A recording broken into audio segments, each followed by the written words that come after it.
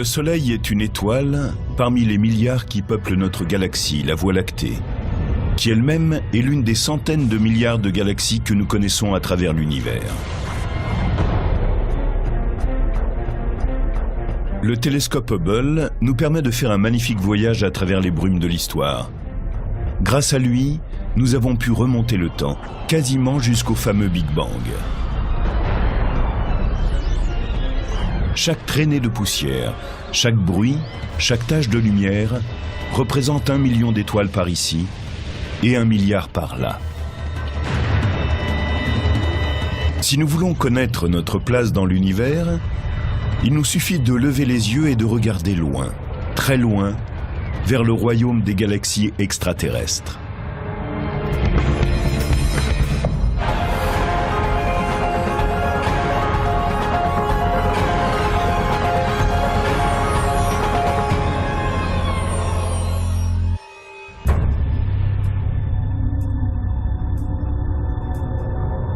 La nôtre est un monde de mouvement, d'expansion, de lumière et d'obscurité. On pense que l'univers est vieux de 13,6 milliards d'années.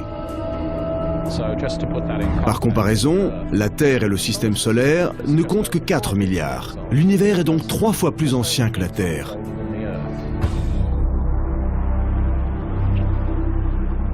Aux confins du vide interstellaire, les étoiles distantes les unes des autres sont rassemblées par la force de la gravitation, dont la poigne de fer s'exerce sur de grandes distances. Il y a des milliards d'années, ces étoiles se sont rapprochées pour former des galaxies.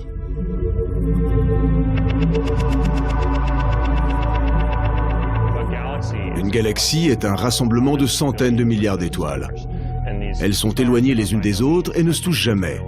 Si on admet qu'elles font partie d'un même groupe, elles sont en même temps très distantes. Les galaxies me stupéfient. Ce sont des monstres. Elles sont incroyablement énormes. En admettant que le Soleil soit de la taille d'un point sur une page, le point du i par exemple, qu'il soit grand comme ça, notre galaxie, elle, serait de la taille des États-Unis. Elles sont gigantesques.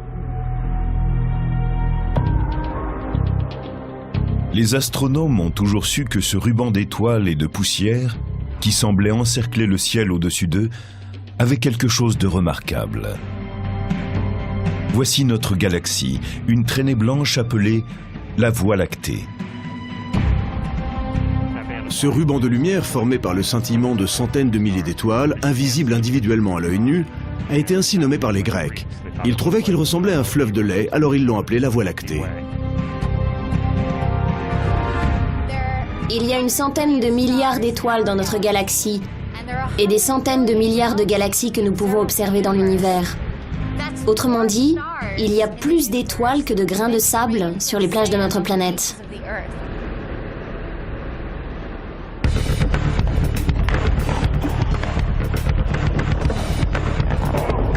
Pour comparer l'univers et ses galaxies, imaginez que l'une d'entre elles soit de la taille d'un palais de hockey de quelques centimètres de diamètre et qu'elle soit éloignée de la suivante d'une distance équivalente à quelques palais. Et de même pour la suivante, si bien qu'on a un palais ici et un palais là.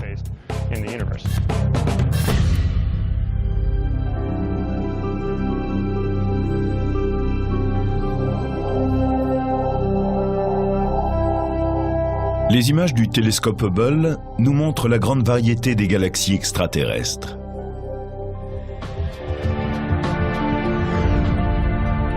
Voici la galaxie du Sombrero, connue aussi sous le nom de M104. C'est l'un des objets les plus massifs d'un groupe gigantesque de galaxies. Sa masse équivaut à 800 milliards de fois celle du Soleil.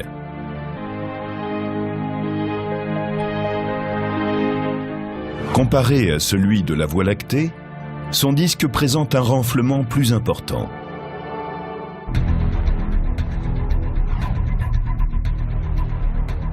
Cette image de la galaxie du Sombrero est un exemple parfait de ce que l'on obtient en combinant les possibilités de 3 des plus grands télescopes dont nous disposons à l'heure actuelle.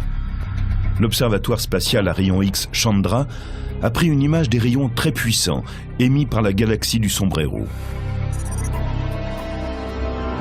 Le télescope Hubble, lui, a pris une image optique de la lumière qui parcourt des années-lumière avant de parvenir à la Terre. Et le télescope spatial Spitzer a saisi une vue infrarouge qui montre la chaleur dégagée par la galaxie du sombrero. Assemblées, ces trois images nous donnent un aperçu étonnant et tout à fait inoubliable de cette formation située à 28 millions d'années-lumière. Voici M51, une galaxie spirale ou tourbillon dont les bras spiraux s'enroulent en vrille comme une barbe à papa. Le centre abrite une telle densité d'étoiles que quiconque vivrait sur une de ces planètes serait sous un ciel constamment brillant, nuit et jour.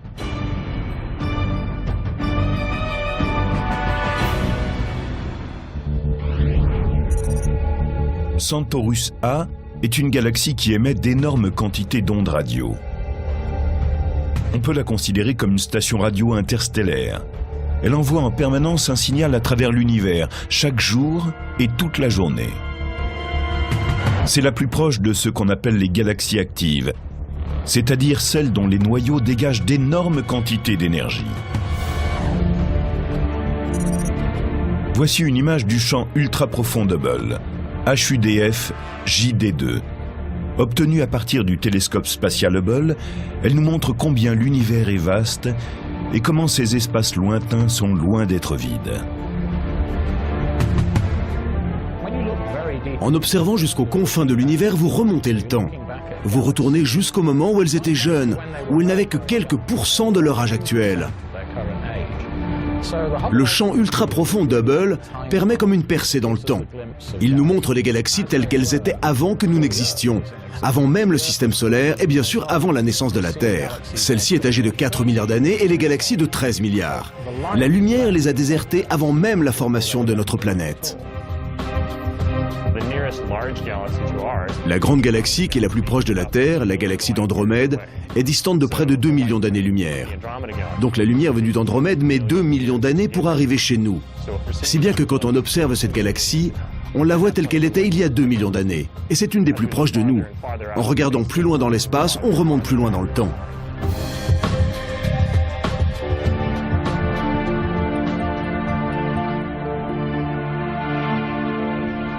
Pour mieux comprendre ce phénomène, nous allons visiter un des plus fabuleux paysages terrestres, le majestueux Grand Canyon.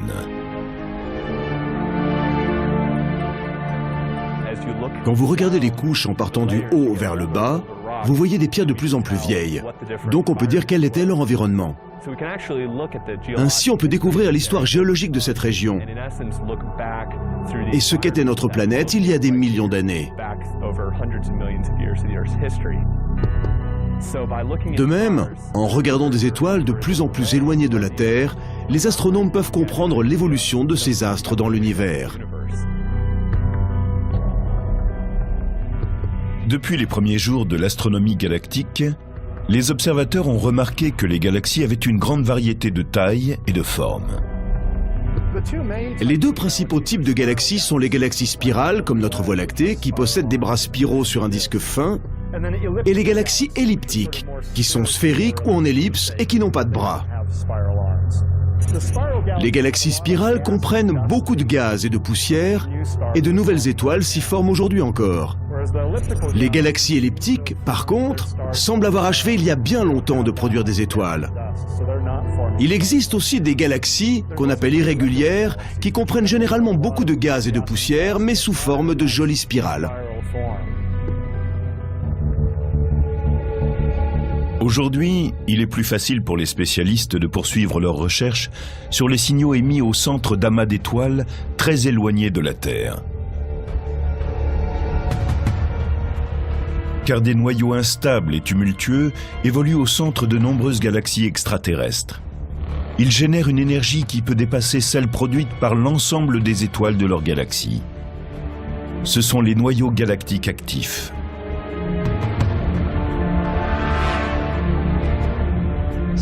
En observant certaines galaxies, on a trouvé en leur centre des systèmes très puissants qui produisent une quantité incroyable de lumière.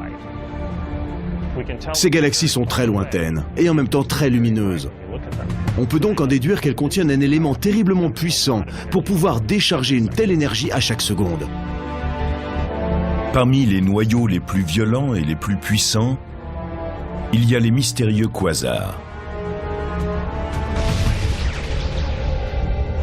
Si nous observons les quasars, nous voyons qu'ils sont très éloignés de nous, et que pourtant certains d'entre eux sont étonnamment lumineux. Le plus puissant est 3 milliards de fois plus lumineux que le Soleil. Ces fortes sources d'énergie, courants spectaculaires d'énergie électromagnétique, faisceaux lumineux qui éclairent le ciel sur des milliards de kilomètres, offrent un témoignage éblouissant de la façon dont l'univers peut produire de la lumière. Un quasar est parfois plus lumineux qu'une galaxie entière. Ainsi, en observant 3C 273, dont le télescope spatial Hubble a pris des images, on découvre qu'il éjecte sur le côté un important flux de matériaux, qui est presque la taille de la galaxie même. Ces noyaux galactiques actifs sont vraiment des trucs fous. Comme le montrent les noyaux galactiques actifs, l'espace est un endroit violent.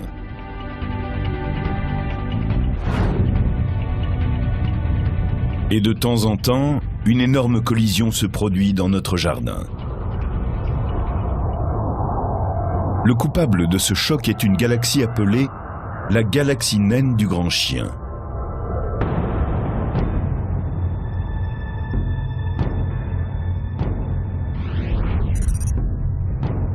Comme le suggère leur nom, les galaxies naines sont très petites, ce qui les rend encore plus difficiles à détecter.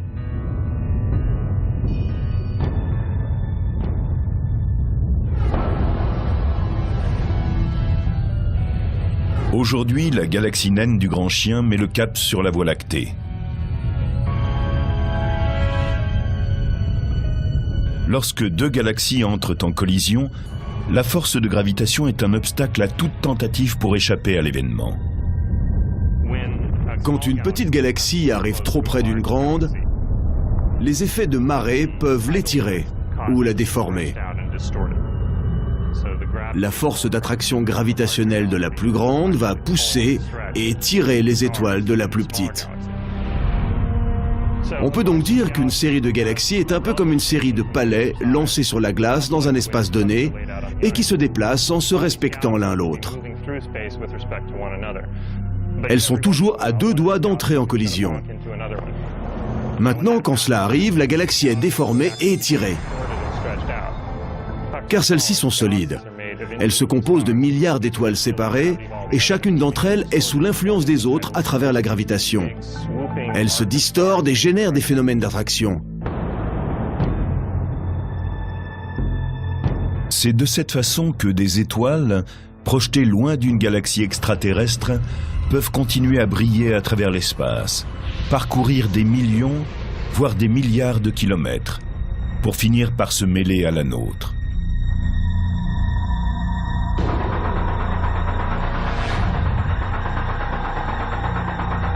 Mais pourquoi ces étoiles avancent-elles ainsi, lentement, pour se rassembler? Comment la matière et la masse de l'univers ont-elles fusionné pour former ces structures spectaculaires?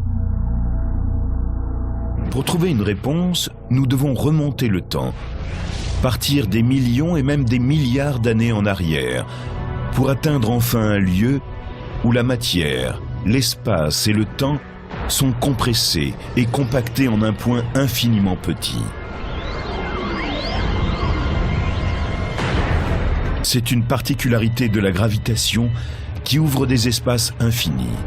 C'est ce point qui a explosé lors du spectaculaire Big Bang.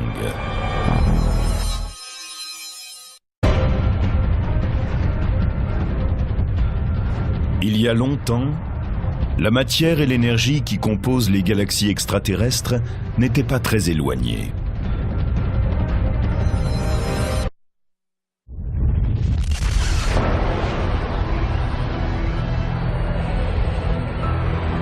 Tout ce qui est ensuite devenu une galaxie extraterrestre est issu d'un événement lié aux spécificités de la force gravitationnelle, que l'on connaît sous le nom de Big Bang.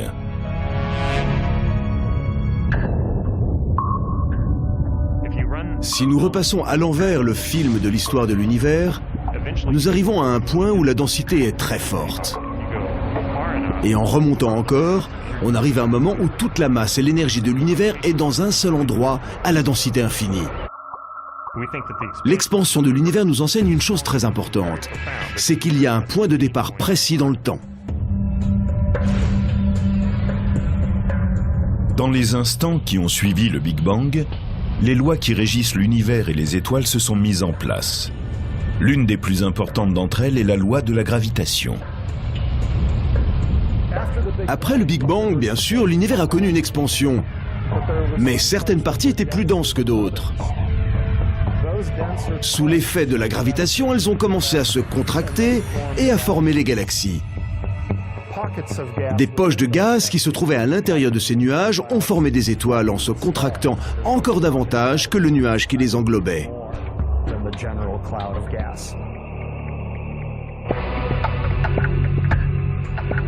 Il a fallu des centaines de millions d'années pour que la première galaxie soit entièrement formée.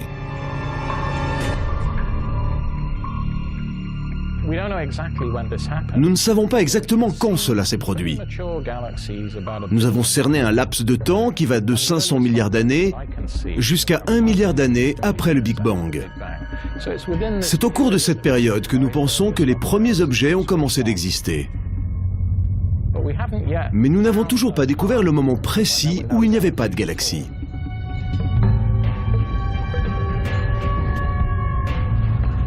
Pour en apprendre davantage sur les galaxies extraterrestres, il faut d'abord résoudre les nombreux mystères qui entourent encore la place de la Voie lactée dans l'univers. Quand nous regardons notre galaxie, la difficulté est d'aller vers l'extérieur. Nous ne pouvons voir que ce qui est visible de l'intérieur. De plus, la poussière et les gaz obstruent notre champ de vision, si bien qu'à partir de notre position dans la Voie lactée, nous ne pouvons pas voir des points éloignés dans toutes les directions. Nous pensons que la Voie lactée est une galaxie spirale barrée. Le diamètre de son disque galactique est d'environ 100 000 années-lumière et il a un noyau épais de 3000 années-lumière. Mais dans l'univers, la plupart des galaxies sont plus modestes.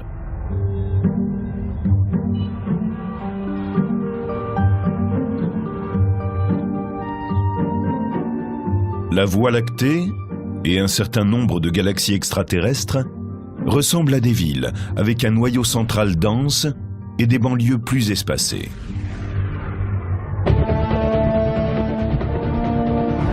Dans le cas de galaxies spirales comme la Voie lactée, cela signifie que faire un voyage pour en visiter la périphérie est assez semblable à parcourir les rocades d'une agglomération. Les étoiles de notre galaxie tournent en orbite autour d'un centre. Nous sommes à 30 000 années-lumière de ce centre, et il nous faut près de 250 millions d'années pour tracer une orbite autour de la galaxie.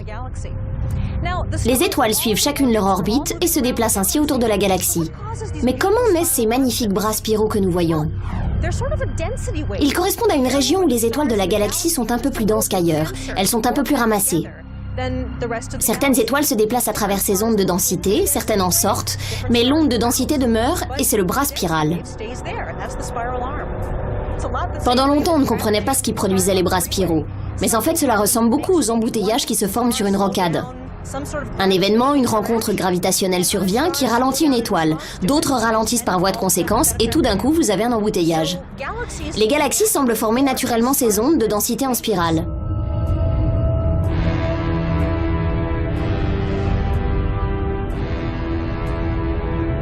À 2,5 millions d'années-lumière de là, une autre galaxie menace la nôtre.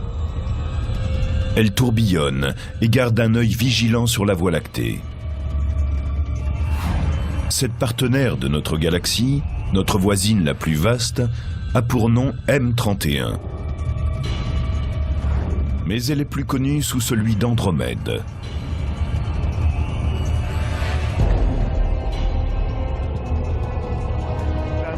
Andromède est de la même taille que la Voie lactée. Elle a un diamètre d'environ 100 000 années-lumière. C'est une galaxie spirale.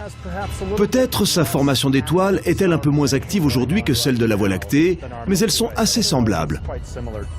Andromède est sans doute le produit de plusieurs galaxies plus petites qui se sont agglutinées, ou de galaxies qui avec le temps sont entrées en interaction. C'est une de ces galaxies plus petites qui pourrait être à l'origine du noyau double d'Andromède, composé de 2 énormes amas d'étoiles que l'on a observés en son centre. De la Terre, nous avons, depuis des siècles, un œil sur notre voisine, riche de trillions d'étoiles. Des textes persans du Xe siècle mentionnent déjà ce petit nuage dans le ciel. Mais à l'époque, on ne disposait d'aucun moyen pour savoir qu'Andromède est une galaxie tout à fait indépendante, située à 2,5 millions d'années-lumière de la nôtre. Cela fait d'elle l'objet le plus lointain qui nous soit visible à l'œil nu.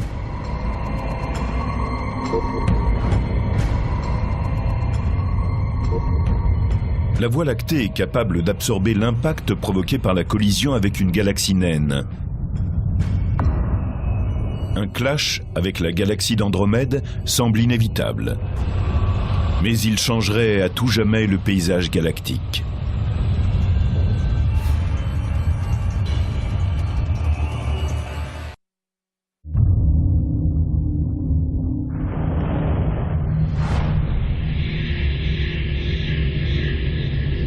La gravitation, la force la plus répandue dans l'univers, rapproche sans cesse les deux galaxies.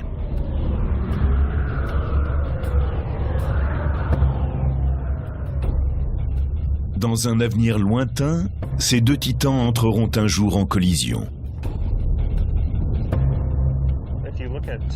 Quand vous observez la Voie lactée et Andromède, qui est la galaxie la plus proche de nous, vous voyez qu'elles se rapprochent à une vitesse assez stupéfiante, de plusieurs centaines de kilomètres par seconde.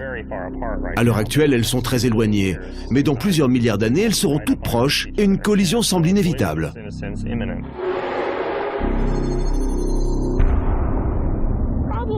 Il est peu probable qu'une étoile en frappe réellement une autre. Il y a tellement d'espace entre elles.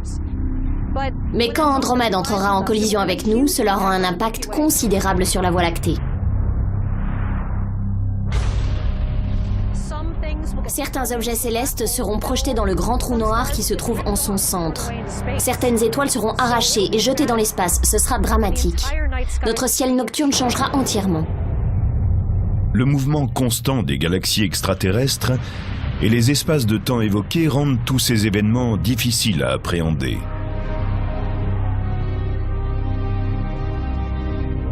Andromède est assez près de la Voie lactée pour que sa force d'attraction gravitationnelle rapproche les deux galaxies.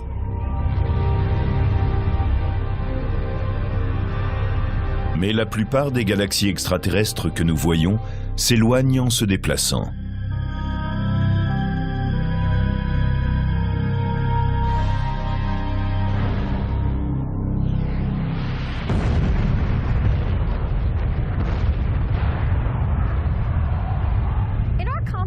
Pour utiliser une expérience connue, tout explose à partir du centre, comme dans une bombe.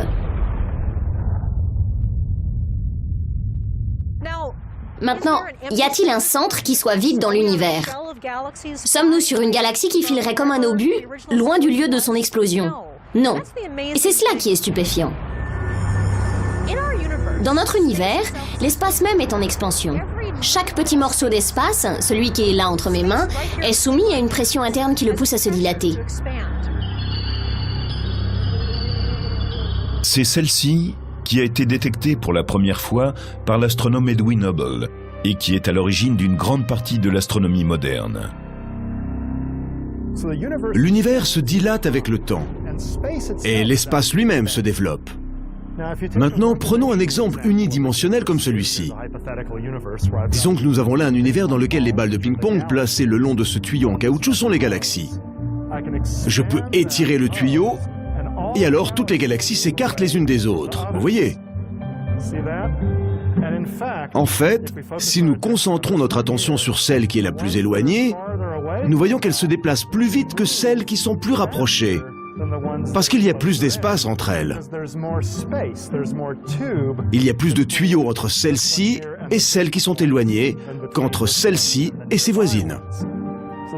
Cela reflète bien ce que l'on observe avec Hubble. À un moment donné, les galaxies les plus distantes se déplacent plus vite que les galaxies voisines.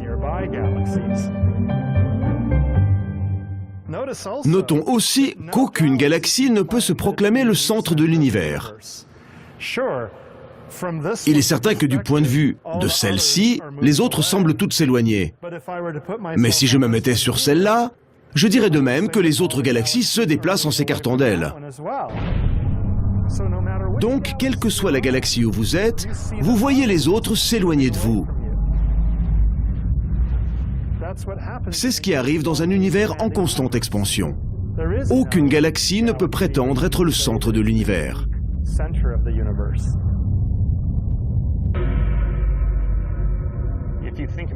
Autrefois, on pensait que la Terre était le centre de tout, qu'elle était le centre de l'univers et que les planètes et le Soleil tournaient autour d'elle.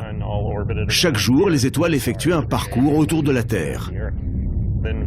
Ensuite, on a découvert que le Soleil faisait partie des nombreuses étoiles et qu'il tournait dans l'univers.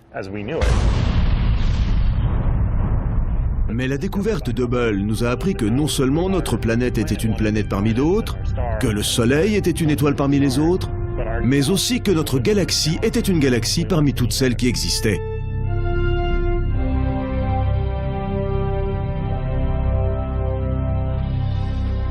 Cela a véritablement changé notre conception du monde et notre place dans l'univers, de nous rendre compte que notre galaxie n'était qu'une galaxie ordinaire. Que trouve-t-on dans notre voisinage? Partons à la rencontre des galaxies de notre région, un groupe en constante expansion.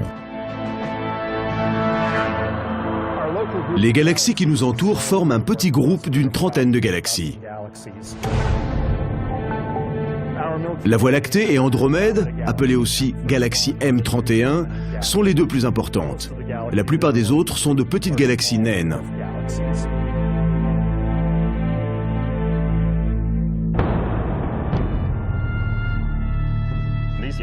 Chacune possède une collection de petites galaxies satellites qui se déplacent dans leur sillage ou tournent autour d'elles. Les deux grandes galaxies sont sous l'influence de leurs masses respectives. Donc les petites tournent autour des grandes et les grandes tournent en quelque sorte l'une autour de l'autre. Nous avons un groupe d'une trentaine de galaxies qui tournent autour d'une masse commune centrale.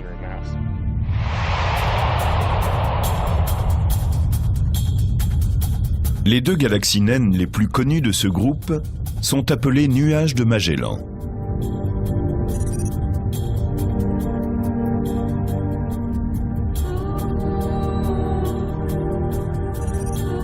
Les spécialistes pensent aujourd'hui qu'elles tournent autour de la Voie lactée, en raison de l'effet de marée de notre galaxie.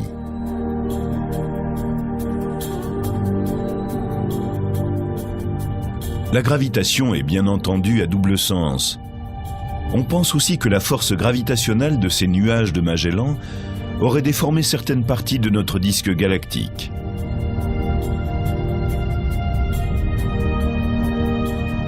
Après avoir mesuré l'énergie émise par les étoiles du petit et du grand nuage de Magellan, les astronomes pensent qu'elles sont d'une matière différente de celle de notre galaxie. Elles sont plus riches en hydrogène et en hélium que celles de la Voie lactée et contiennent peu de matière.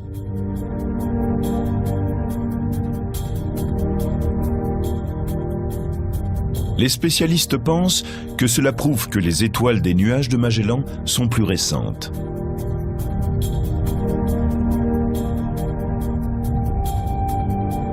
Ce balai gravitationnel entre les nuages et la Voie lactée semble durer depuis des millions d'années. Mais pendant ce temps, un autre affrontement plus mystérieux se poursuit au centre de notre galaxie.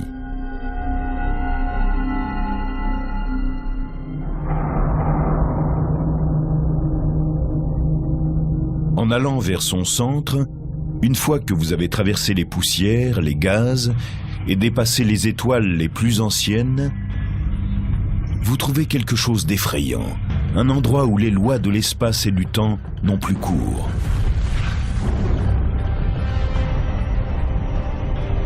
Au cœur de la Voie lactée, comme peut-être au cœur de toutes les galaxies extraterrestres, est tapi un animal gigantesque à l'appétit féroce. Une bête sauvage à laquelle rien ne peut échapper.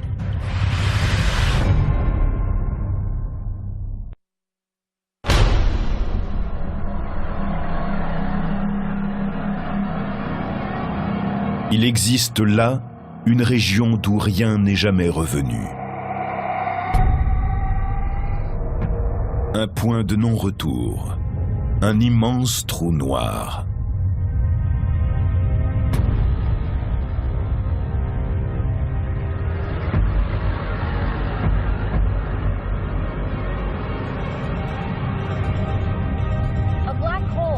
En astrophysique, un trou noir est un objet massif dont le champ gravitationnel est si intense qu'il empêche toute forme de matière ou de rayonnement de s'en échapper. Même la lumière n'a pas suffisamment d'énergie pour cela. Les trous noirs peuvent se former, soit lorsqu'une étoile massive explose à la fin de sa vie, le cœur de l'étoile s'effondre alors dans un trou noir.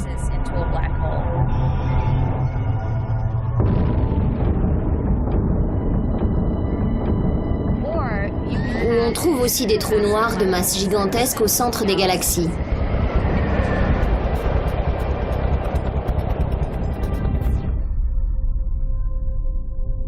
Quelle est leur masse? 3 à 4 millions de fois celle du Soleil.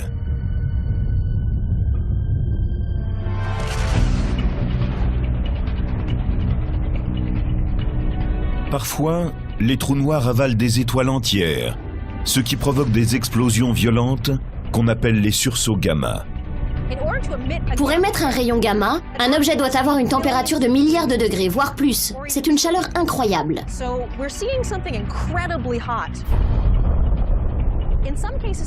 Dans certains cas, les galaxies en cause étaient à 10 milliards d'années-lumière. Mais le sursaut gamma a été tellement lumineux qu'en étant au bon endroit à ce moment-là, on aurait pu voir une lumière avec une paire de jumelles, les dernières lueurs des rayons gamma. Avec des jumelles, on pouvait voir ce qui se passait à l'autre bout de l'univers, à 10 milliards d'années-lumière. Vous imaginez la force de l'explosion ?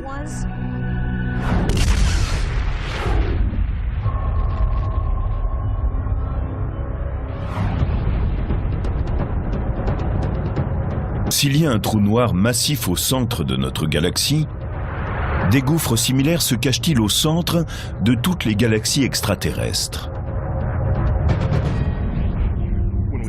Tout récemment, en observant les galaxies voisines, nous avons découvert que la plupart d'entre elles semblaient avoir en leur centre d'immenses trous noirs qui seraient des millions, voire des milliards de fois plus grands que le Soleil. Il semble que ce soit un phénomène très répandu.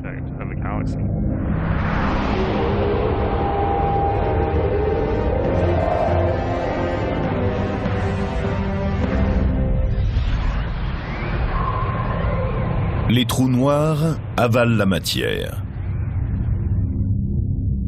Mais moins de 1 à 1,5% de notre univers serait constitué de matière observable, telles que les étoiles, les planètes, les gaz et les poussières.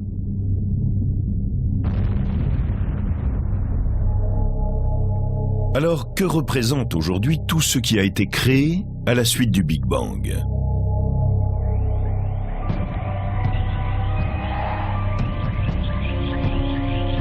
De quoi sont réellement constituées les galaxies extraterrestres? Les spécialistes soupçonnent l'existence d'une mystérieuse substance appelée matière noire ou matière sombre. La matière noire est quelque chose de fantastique. Nous savons que cela existe. Nous savons qu'elle influe sur les éléments par la gravitation. Une des meilleures preuves de son existence, c'est que les galaxies spirales tournoient plus vite qu'elles ne devraient le faire, à moins qu'une matière invisible ne les y aide.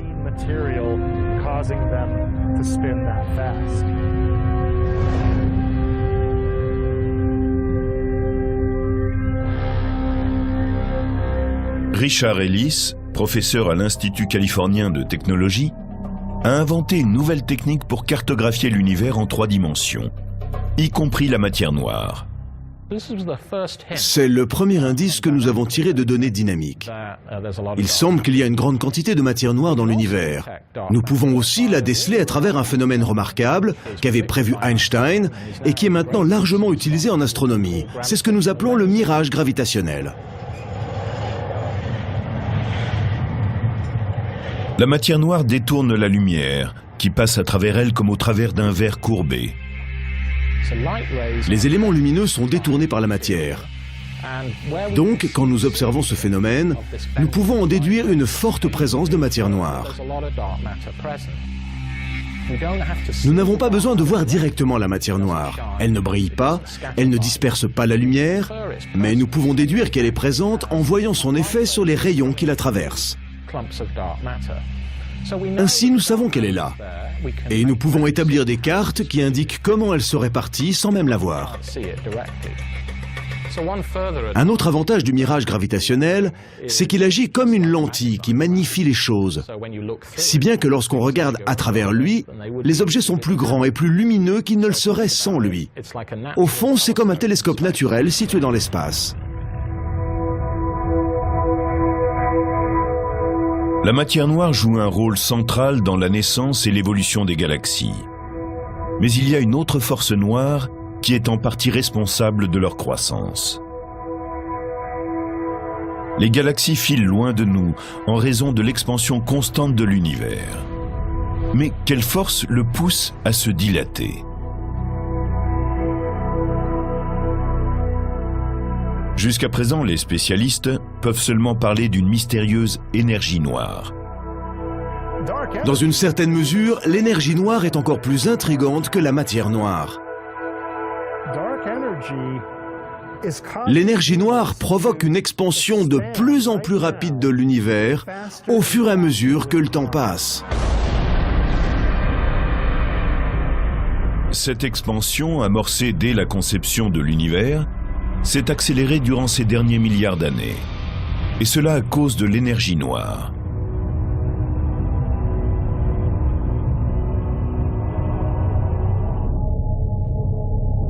Par nature, la force gravitationnelle, qui rassemble les galaxies, faiblit avec le temps et l'espace entre elles s'agrandit. Donc, au lieu d'avoir simplement une poussée gravitationnelle qui ralentirait l'expansion de l'univers, l'énergie noire accélère cette expansion.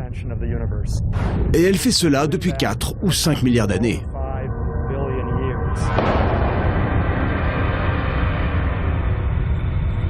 Dans quelques milliards d'années, le destin de l'univers et les conséquences de ces trous noirs, de la matière noire et de l'énergie noire sur l'humanité seront enfin évidentes.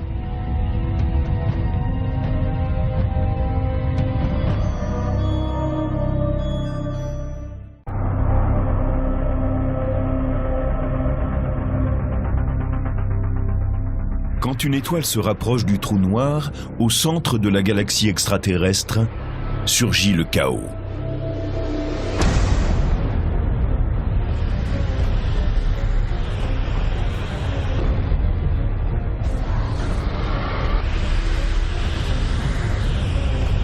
C'est une des découvertes de la mission spatiale Galex, qui a pour but de retracer l'évolution des galaxies.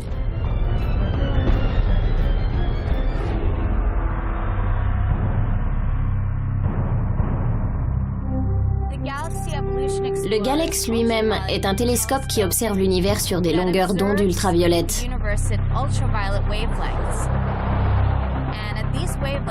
Il permet d'étudier les jeunes étoiles, ainsi que leur formation, en remontant jusqu'à la moitié de l'âge de l'univers, c'est-à-dire il y a des milliards d'années. Mais avec ce télescope, nous cherchons aussi les éclairs lumineux qui se produisent quand une étoile est avalée par un trou noir. À ce moment-là, l'étoile ne peut tenir plus longtemps. Elle est déchirée en morceaux et son gaz plonge dans le trou noir. Une partie de ce gaz va être éjectée du système à grande vitesse, mais une autre partie va plonger dans le trou noir. Au cours du processus, il sera porté à une très haute température et produira un éclair lumineux de rayons ultraviolets et de rayons X. Grâce à Galex, Suvi Guézard et d'autres chercheurs peuvent surveiller tout ce qui se passe, à une distance de 4 millions d'années-lumière.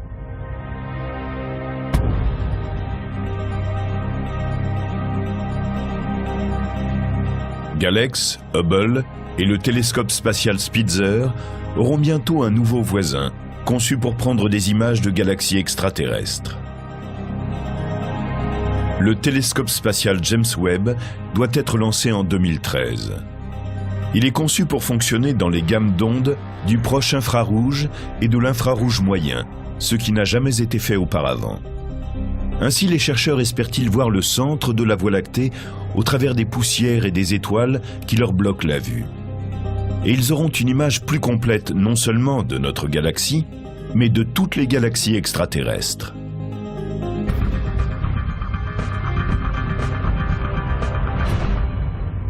Le télescope James Webb diffère du télescope Hubble pour deux raisons. D'abord, il est plus puissant car son miroir est plus grand. Ensuite, il travaille sur des gammes d'ondes infrarouges légèrement plus fines. Ce qu'ont en commun Hubble et Webb, c'est la capacité à voir à travers les turbulences atmosphériques, qui empêchaient jusque-là les astronomes de prendre des images parfaites de 95% du ciel. L'atmosphère de la Terre est pleine de turbulences. Elle brouille les images des étoiles. Si la Terre n'avait pas d'atmosphère, nous pourrions les voir comme des points lumineux parfaitement dessinés. Mais en traversant l'atmosphère, la lumière se déforme et devient une tache confuse. Il y a deux façons de résoudre le problème. L'un consiste à aller dans l'espace. L'autre est de fixer le télescope au sol et d'effacer les effets des turbulences. C'est une technologie qu'on appelle l'optique adaptative. Le système d'optique adaptative prend des images d'une galaxie grâce aux reflets lumineux renvoyés par un autre objet éclairé, comme une grande étoile proche. Pour effectuer un relevé d'optique adaptative, vous avez besoin d'une étoile très grande parce que vous faites vos mesures de l'atmosphère 100 ou 1000 fois par seconde. Il vous faut donc observer un objet très vaste. Dans des lieux comme l'observatoire Keck à Hawaï, les systèmes d'optique adaptative utilisent un rayon laser pour créer la lumière nécessaire aux prises de vue. Vous pouvez le diriger vers n'importe quel point du ciel. Et au lieu de n'en voir qu'1%, vous en verrez quasiment la totalité. Et vous disposerez d'une très haute résolution d'image. Ainsi, grâce à l'optique adaptative, vous faites des images 10 à 20 fois plus précises à partir du sol. Ce n'est qu'un des outils conçus pour ramener sur Terre des données fantastiques sur les galaxies extraterrestres.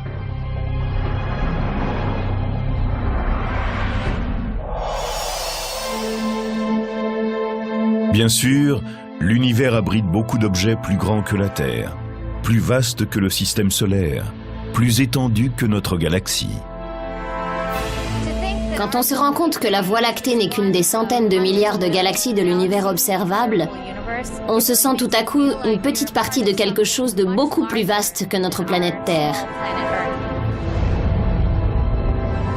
Qu'on le veuille ou non, notre place dans l'univers correspond à un point qui serait sur un point, qui serait lui-même sur un autre point, situé sur un minuscule oasis de vie bleu-vert qui flotte dans le vaste océan des galaxies extraterrestres.